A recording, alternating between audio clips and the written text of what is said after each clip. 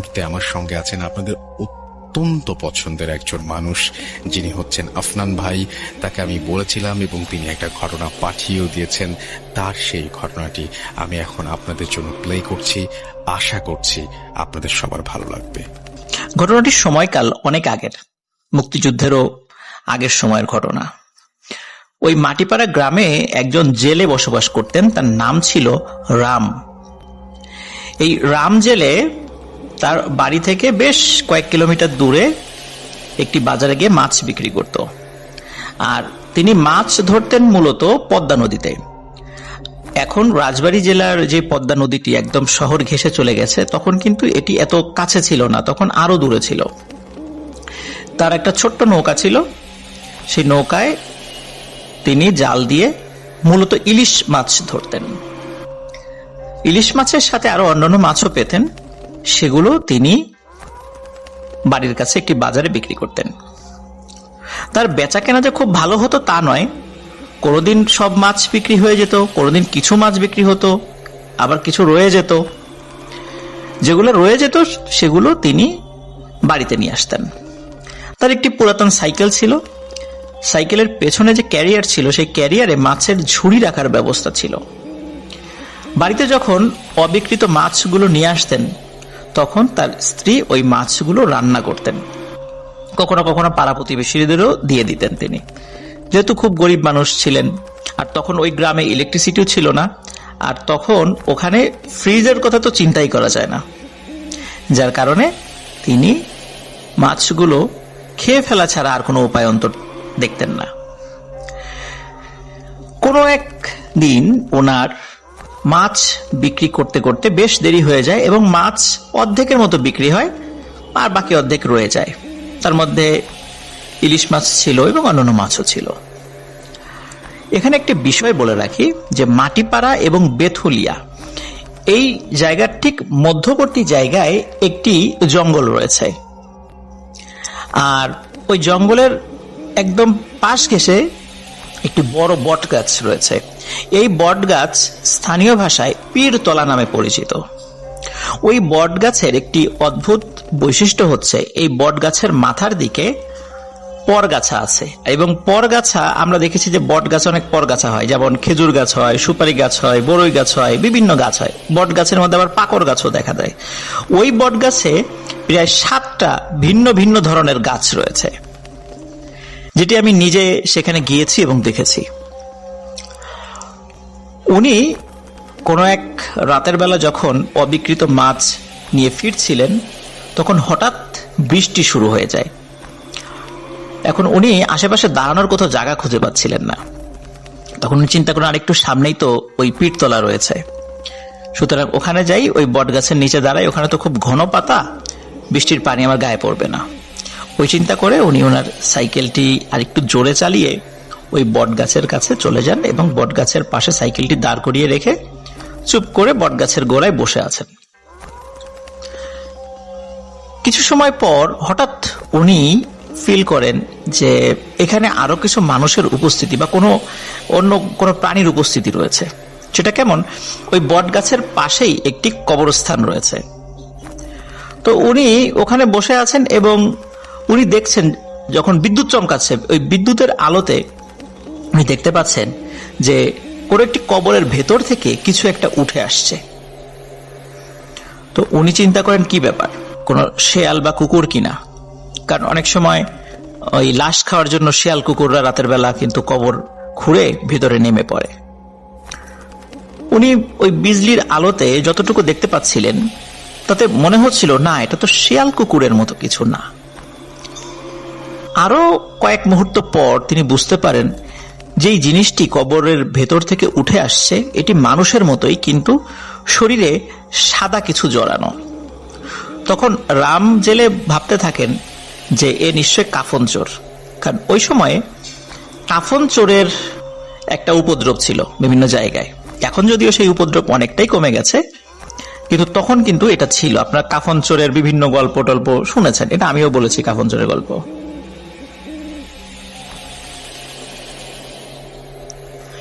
কিছু সময় পর উনি আরো একটি ভয়ঙ্কর ব্যাপার লক্ষ্য করেন বিজলির আলোতে তিনি দেখতে পান যে একজন নয়, প্রায় 5 থেকে 7 জন মানুষের অবয়ব কবরের মধ্য থেকে উঠে আসলো। প্রত্যেকের গায়ে কাফনের কাপড়ের মতো মনে হচ্ছে। রাম জেলে ভাবলেন, যদি কাফন চোরি হবে তাহলে কাফনের কাপড় তো গায়ে জড়িয়ে রাখার কথা নয়। তাহলে এরা কারা? আর চোর হলে তো একসাথে এত লোক চুরি করতে আসবে না। একজন আসতে পারে, 2 জন আসতে পারে, তা বলে 5-7 জন আসবে, এটা কেমন কথা? তাদের উচ্চতা, দেহের গঠন স্বাভাবিক মানুষের মতোই ছিল। রামজেলে চুপ করে বসে আছেন ওই বটগাছের গোড়া এবং সবকিছু দেখছেন যে কি হয়।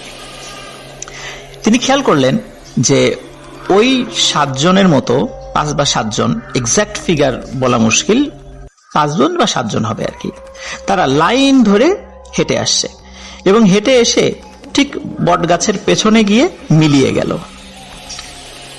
রামজেল একটু উকি দিয়েও দেখলেন যে তারা কোথায় গেল। দেখলেন যে না, তাদেরকে আর কোথাও দেখা যাচ্ছে না। রামজেলে যে ওখানে বসে আছে, তারা হেঁটে আসছে, তারা কিন্তু কোনো ভ্রুক্ষেপই করেনি যে এখানে কেউ বসে আছে।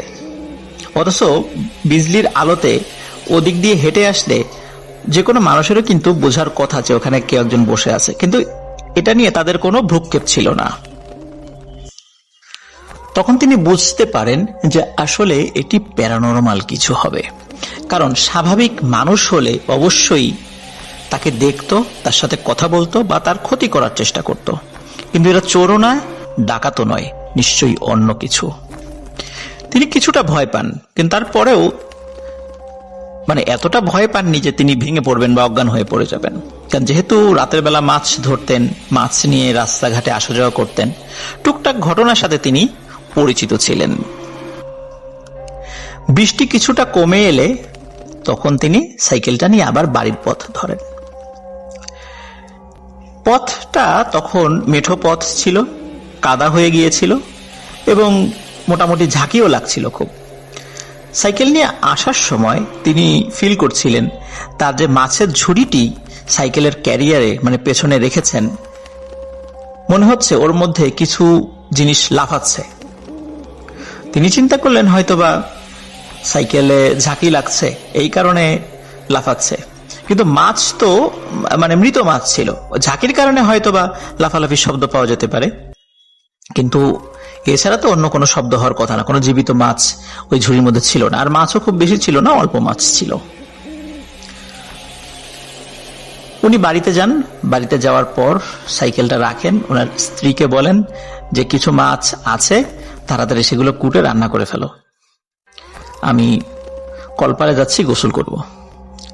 তো উনি যখন গোসলের প্রস্তুতি নিচ্ছিলেন তখন তার স্ত্রী বলে যে মাছ কোথায়? কোনো মাছই তো নাই ঝুড়িতে। বলে, হ্যাঁ বলো কি, বেশ কিছু মাছ তো ভিতরে ছিল। তখন রামজেলের স্ত্রী তাকে বলে, তুমি এসে দেখে যাও, একটা মাছও নাই। তখন রামজেলে এসে দেখে সত্যি তো মাছ নাই। তখন তিনি বলেন যে মাছ কি তাহলে ঝাঁকিতে পড়ে গেল? কিন্তু তার স্ত্রী বলেন যে না, এই ঝুড়ির ঢাকনি বা যেটা ঢেকে রাখে আর কি, এই ঢাকনিটা শক্তভাবে সুতো দিয়ে বাঁধা ছিল। সুতরাং শক্তভাবে যেভাবে বাঁধা ছিল, এভাবে কোনো মাছ বাইরে বের হওয়ার কোনো সুযোগ নেই। তাহলে মাছ কোথায় গেল? তখন রামজেলে বললেন যে হয়তোবা হতেও পারে মাছ পড়ে গেছে। এই যে ওই পীরতলা কবরস্থানের ওখানে তিনি যে ভয়ঙ্কর দৃশ্য দেখেছিলেন বটগাছের গোড়ায় বসে বসে, এবং বাড়িতে ফেরার সময় যে ঝুড়ির মধ্যে অদ্ভুত শব্দ হচ্ছিল, এই বিষয়টি তিনি তার স্ত্রীকে বললেন না, বললে হয়তোবা ভয় পেতেন। যাই হোক, উনি ওই দিনের মতো আর কোনো কথা টথা বলেন না এই বিষয় নিয়ে। পরের দিন যথারীতি তিনি মাছ ধরেন এবং মাছ ধরে বাজারে বিক্রি করতে যান। সেদিনও তার ফিরতে ফিরতে বেশ রাত হয়ে যাচ্ছিল, কিন্তু সেদিন তার কোনো অবশিষ্ট মাছ ছিল না, সব মাছ বিক্রি হয়ে গিয়েছিল। তিনি যখন ফিরে আসছেন তখন সেই পীরতলা বটগাছের ওখানে দেখেন 3 জন মানুষ দাঁড়িয়ে আছে, ছিপছিপে গরম, লুঙ্গি পরা, খালি গায়ে। দেখতে স্বাভাবিক মানুষ, গায়ের রং কালো, দেখে অন্ধকারে দেখেও স্পষ্ট বোঝা যাচ্ছে। ওই তিনজন মানুষ রাম জেলেকে দাঁড় করায় এবং বলে, তোমার মাছের স্বাদ তো খুব ভালো, তোমার মাছ তো আমরা খেলাম, আমাদের কাছে মাছ বিক্রি করবে? বলে যে আজকে তো কোনো মাছ নেই, মাছ তো সব বিক্রি হয়ে গেছে। তাতে কোনো সমস্যা নেই, তুমি মাছ আগামীকালকে থেকে আমরা একটা জায়গার কথা বলবো, সেইখানে বিক্রি করবা, ভালো দাম পাবা, আমাদের কাছে মাছ বিক্রি করো, আমরা তোমাদের উপযুক্ত যে মূল্য সেটা তোমাদেরকে দেব। তিনি ভাবলেন যে ভালো, তো এরকম হলে তো ভালোই হয়। তখন বললেন যে আগামীকাল আপনাদেরকে কোথায় পাবো?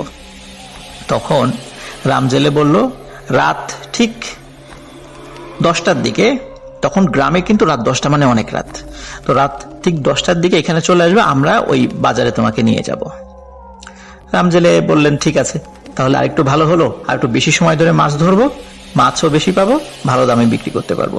ওই দিন তিনি আর বাজারে মাছ বিক্রি করতে যাননি, তিনি বেশ সময় নিয়ে মাছ ধরেছিলেন, পরে আবার সাইকেল নিয়ে বাড়িতে ফেরত আসেন। বাড়িতে এসে তখন আবার ওই যে পীরতলা বট গাছ যেটা, সেদিকে যাত্রা শুরু করেন। ওখানে যাওয়ার পর দেখেন যে ওই তিনজন লোক দাঁড়িয়ে আছে, বলে যে চলো যাই, তোমাকে নিয়ে যাচ্ছি আমরা।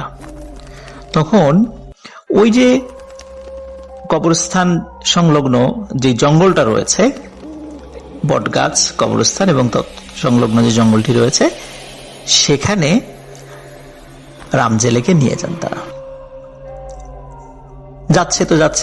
যাচ্ছেই জঙ্গলে ঢোকার পর হঠাৎ দেখলেন যে একটা জায়গায় কিছু আলো দেখা যাচ্ছে, মনে হচ্ছে সেখানে বেশ কিছু লোক রয়েছে।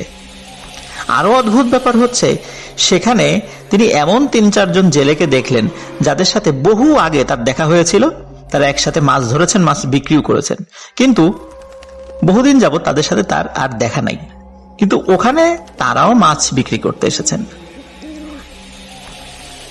এই 3-4 জন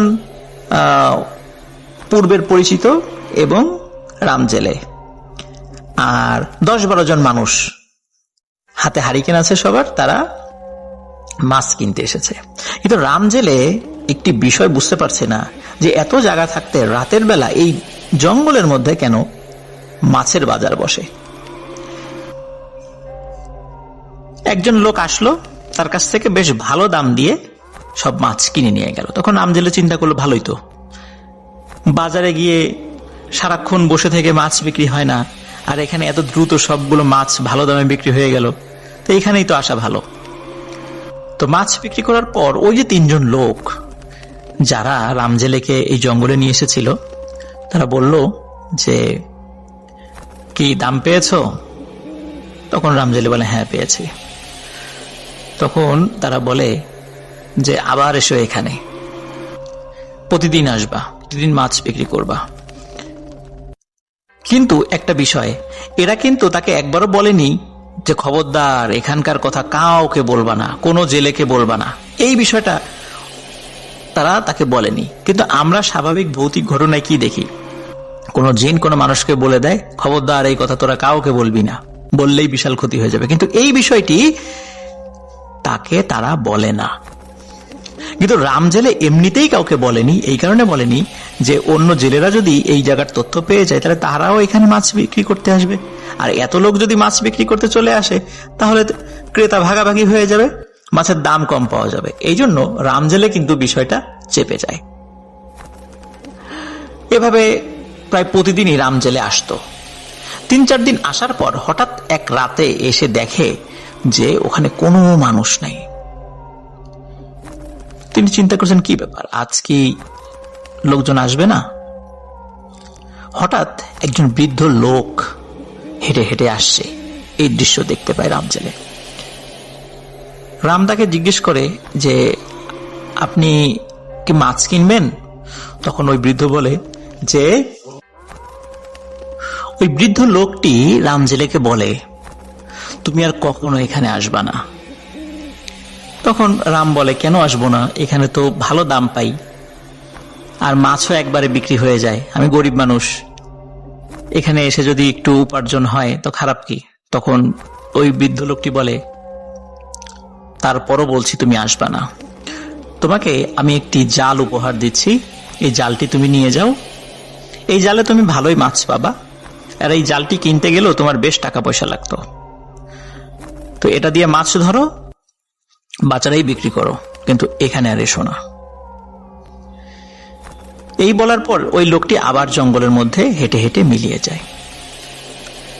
রামজেলে সে চিন্তা করে, এখন এতগুলো মাছ যে আমি ধরেছি, বিক্রি করতে না পারলে এখন এই মাছগুলো বাড়িতে নিয়ে যাব, নষ্ট হয়ে যাবে মাছ।